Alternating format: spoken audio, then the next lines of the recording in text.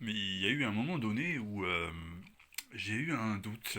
Et je me suis dit, mais je vous ai jamais parlé de ça, de Flash, Zagor. Enfin, si je vous en ai parlé, mais je vous ai jamais présenté l'album en vidéo une fois qu'il est sorti. Alors j'ai remonté le cours des vidéos présentées sur la petite chaîne, et en fait non.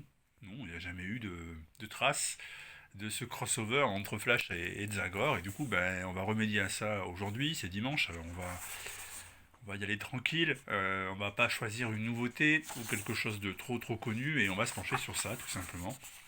Alors cet album, il est signé au niveau du scénario, il est signé Giovanni Mazzi et Mauro Uzeo. Ce sont deux auteurs italiens que connaissent les gens qui suivent un peu la production transalpine de bande dessinée. Pour les dessins, c'est Davide Gianfelice. Alors donc là, même si vous n'êtes pas un grand fan de fumetti italien, vous l'avez peut-être vu sur par exemple Daredevil ou Northlanders, une série viking sortie chez Urban Comics en français. Excusez-moi pour le fait que je parle un peu du nez, mais je suis toujours pas guéri à 100%, même si ça va un peu mieux. Et donc, il s'agit du premier crossover, le second en fait, parce que normalement Dylan Dog Batman arrive avant par ordre chronologique, mais le second crossover entre l'univers DC Comics et l'univers Bonelli, donc qui est la maison d'édition principale en Italie, celle qui édite depuis des décennies les BD populaires que vous avez peut-être déjà lus dans votre jeunesse. Alors Zagor, c'était sorti à l'époque chez Lug et Semic dans un petit mensuel qui s'appelait Yuma par exemple. Tex le cowboy c'était dans Rodeo. Dylan Dog est arrivé un peu sur le tard, donc du coup en France on a eu des albums, on a toujours des albums, mais la publication est assez hiérarchique. Mais vous avez d'autres personnages comme Martin Mystère par exemple, parmi les plus connus, qu'on pouvait retrouver dans les petits formats, donc Lug et Semic. Bref, les deux maisons d'édition ont signé un accord et maintenant on va avoir droit à des aventures inédites qui vont être publiées uniquement en Italie et par la suite peut-être aux States, mais pas chez nous. Pour l'instant, il n'y a pas de trace de ça. J'ai demandé à Urban Comics où ça en était et la dernière réponse que j'ai eue à ce niveau-là, c'était ça en est que ça ne sera pas publié. Donc si quelqu'un d'Urban écoute cette vidéo, vous me contactez, je vous envoie la trad dans les semaines qui suivent et vous le publiez. Mais je pense que ça se fera pas. Puis c'est pas si simple parce que les droits des personnages Bonelli à l'étranger sont détenus par Panini. Donc oui, vous comprenez que ça peut poser problème. Bref, là vous avez toute la galerie des vilains de Zagor, qui est un personnage qui n'est pas un super-héros, même si son costume pourrait le laisser penser.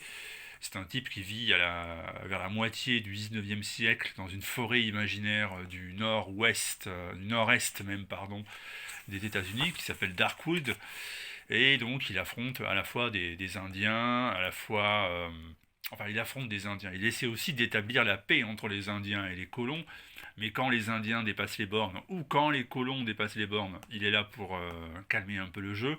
Mais il affronte aussi des vampires, des druides, des aliens. Bref, c'est une BD qui englobe tous les styles et tous les genres. Quant à Flash, je ne vais pas vous expliquer qui il est parce que ça serait complètement bête. Vous savez très bien que Flash est un personnage du XXe siècle. C'est Barry Allen. Il est policier, enfin en tout cas il travaille pour la police scientifique. Et puis il a reçu des pouvoirs extraordinaires qui lui permettent d'acquérir une vitesse complètement folle. Et les deux personnages n'ont absolument rien à voir, aucune chance qu'ils se croisent. Déjà, c'est pas le même éditeur, c'est pas la même époque, c'est pas le même style. Enfin bref, il n'y avait aucune raison pour que Flash et Zagor se croisent. C'est un peu comme si demain, en France, je vous avais dit, vous allez voir Blueberry va forcément à un moment donné croiser Gaston Lagaffe. Vous allez me répondre oui, d'accord, mais je vois pas trop comment. Et ben si, ça finit par arriver et donc toute l'excuse est assez bien trouvée en réalité. C'est le prétexte qui permet la rencontre est plutôt bon. C'est Flash qui va rendre visite à Zagor et pas le contraire. Donc l'action va se dérouler au 19e et pas au 20e siècle. On ne sera pas aux States d'aujourd'hui, mais à une époque western.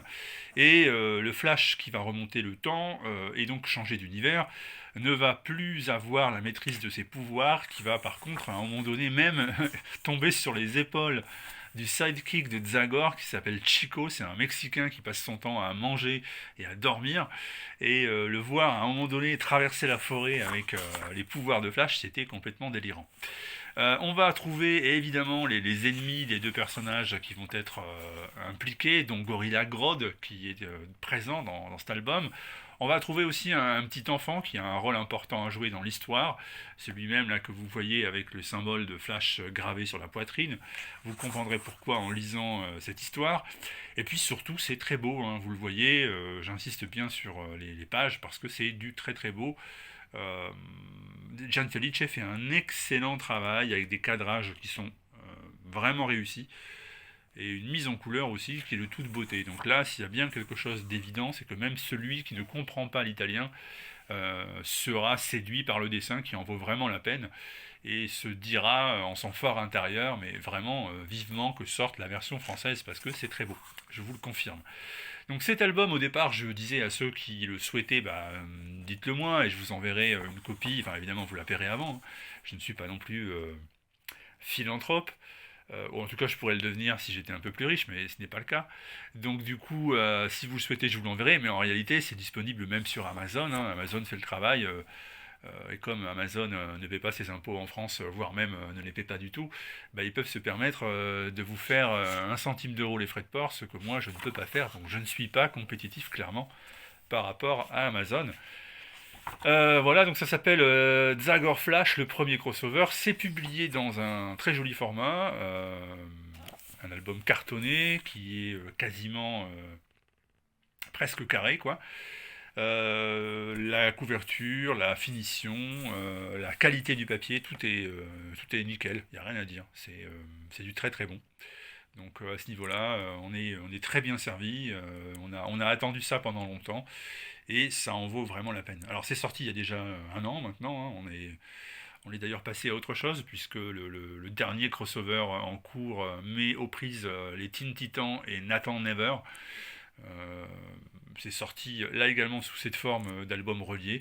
Alors par contre, toujours aucune nouvelle du Batman Dylan Dog, qui était le grand crossover annoncé en premier. Il y avait eu un numéro 0 en kiosque. C'était le cas également pour Flash Zagor. Ça avait été précédé par un numéro 0 en kiosque avant qu'arrive le gros album librairie. Mais bon, entre-temps, Batman Dylan Dog a un peu disparu des radars. Alors j'aimerais bien le voir sortir parce que je l'attends. Mais pour l'instant, il n'y a rien du tout. Voilà, donc ça s'appelle Zagor Flash. Le titre, c'est, vous le voyez ici, la hache et la foudre, ou l'éclair, comme vous préférez. La hache parce que c'est le symbole de Zagor qu'il a en main quasiment tout le temps. Et puis la foudre, tout simplement parce que c'est Flash, quoi, tout simplement. Je vais quand même pas vous expliquer pourquoi. C'est un petit peu humiliant si vous en avez besoin. Bref, Flash Zagor est disponible depuis déjà quelques temps, hein, et c'est toujours disponible sur Amazon, sur le Bonelli Store, en passant par Univers Comics si vous le souhaitez. Et si ça vous a donné envie de le découvrir, c'est une bonne chose. Parce que je vous répète, c'est bien fait, c'est intelligent, c'était difficile à imaginer, mais ça valait le coup. Sérieusement, sincèrement. À bientôt, bon dimanche.